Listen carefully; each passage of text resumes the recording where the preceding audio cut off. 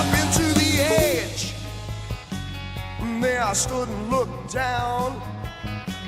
You know I lost a lot of friends there, baby. I got no time to mess around. So if you want it, got to bleed, boy, baby. Yeah, got to bleed, baby. You got to bleed, baby. Ha, got to bleed, baby. Ain't talking about love. The love is running to the core.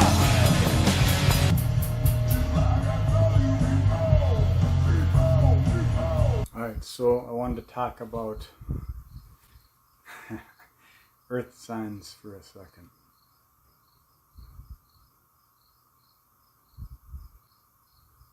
Groundedness, structure, atomistic possession, reality, realism, fatalism.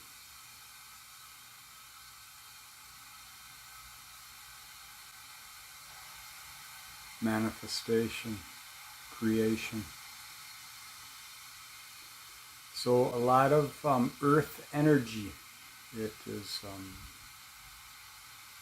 based on reality as it is, not what it could be. So there's a limitation with this type of energy.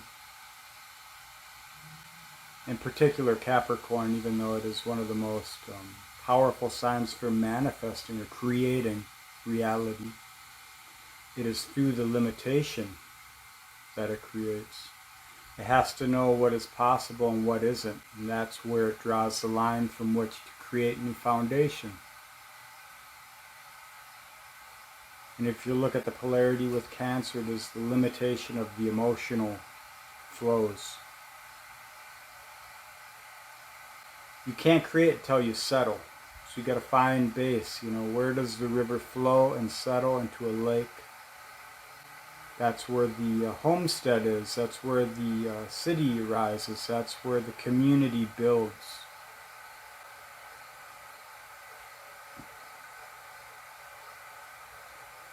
So it starts to create itself from limitation. There's a value from the square to Libra to the square to Aries of what is possible and what can be created based off of black and white consensus reality narrations. I've known a lot of Capricorn energies in life, Jupiter and Moon primarily. They have helped me to be who I am because they transform Gemini.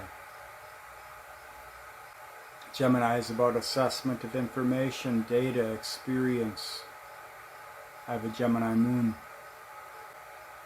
So it is the transformation of an application of all that information. But Gemini flows, it's air, it's close to Earth, but it isn't Earth. It's an assessment of the information. And we can only assess what is potential by what is on the table, by the facts as they're known, accepted. And so Gemini is limited to its creative potential through Capricorn. So it is strengthened with the gravity, but it is also limited. It's the golden tether of knowledge. It binds you to what is from what could be.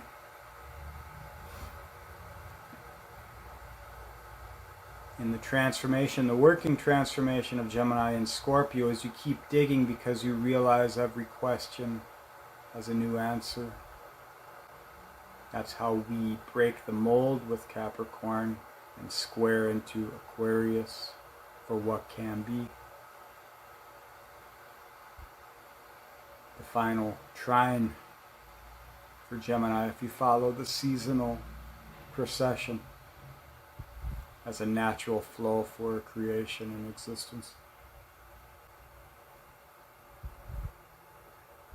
So a lot of people that are tuned into Capricorn are about hierarchy, about process, about establishment. It's about constructing something that works for a community. But as we know, in every community, knowledge is the great signifier. Are you aware of your circumstances? Are you aware of the circumstances of your reality?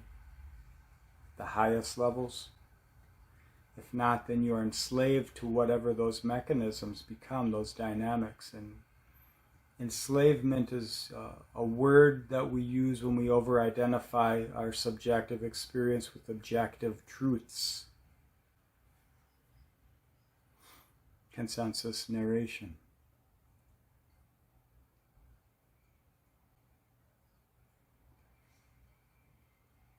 So genetics, scientific studies, academia, people building careers off of established knowledge that they build up, them throwing the spear into the void of potential and pulling back an idea and then constructing a communal logic around it.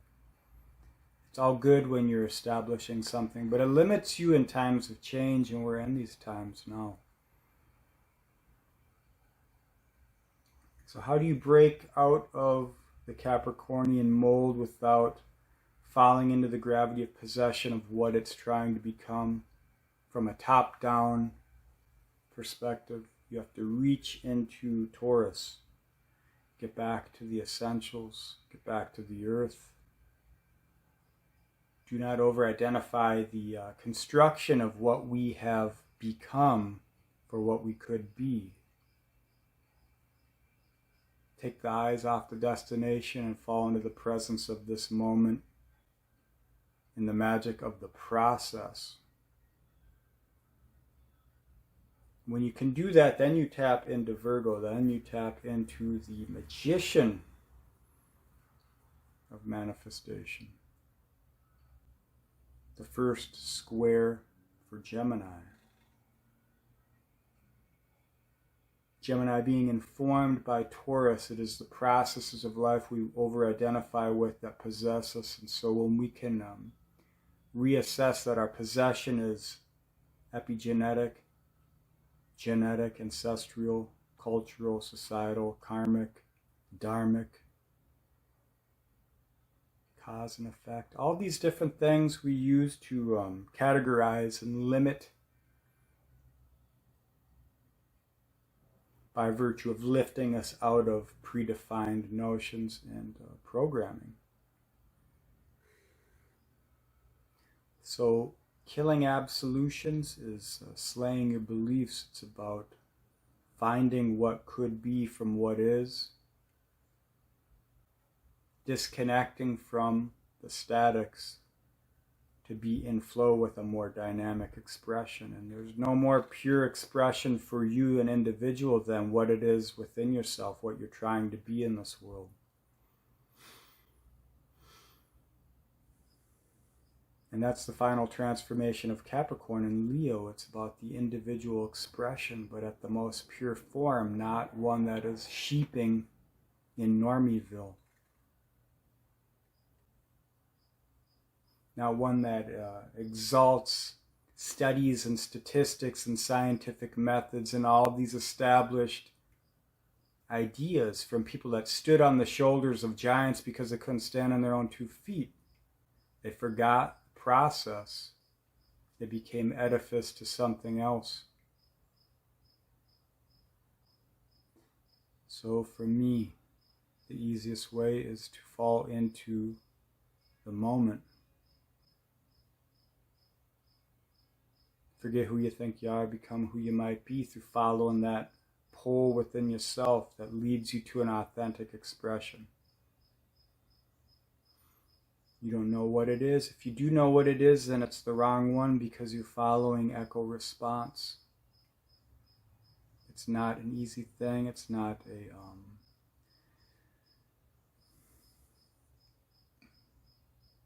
safe and secure thing. But if you think about it, that's how you grow. You don't grow through staying the same. So when it becomes a conscious awareness, that's when you take hold of it as a superpower, as a potential, as a gift. The world is changing. It's trying to change us. It's trying to hold us in a static conviction to an old paradigm.